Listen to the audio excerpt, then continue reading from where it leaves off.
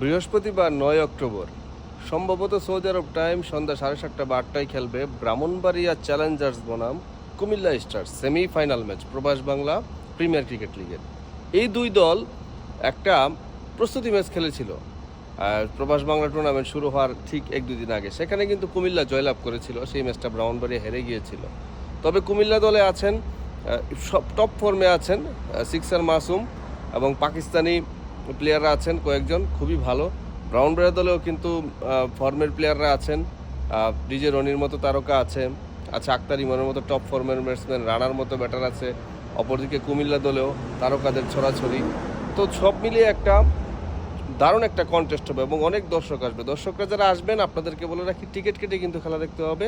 Ticket কেটে আপনাকে খেলা দেখতে হবে। 10 রিয়ালে গ্যালারি, 20 রিয়ালে ভিআইপি গ্যালারি, এই কথাটা মাথায় রাখবেন। এবং দ্বিতীয় সেমিফাইনাল সেটা কয়টার সময় আরম্ভ হবে সময়টা এই মুহূর্তে বলা যাবে না, কারণ প্রথম খেলা শেষ হওয়ার পর সেটা আরম্ভ হবে। সেটা হবে চাঁদপুর সুলতানস বনাম চট্টগ্রাম জায়ান্টসের মধ্যকার খেলা। বৃহস্পতিবার 9 অক্টোবর দুটি সেমিফাইনালই অনুষ্ঠিত হবে। এই আপডেটটা আপনাদেরকে জানিয়ে দিলাম। আর ব্রাহ্মণবাড়িয়া কুমিল্লার খেলার মধ্যে কে জয়লাভ করবে সেটা নিয়ে আপনারা কমেন্ট করতে থাকুন। ধন্যবাদ।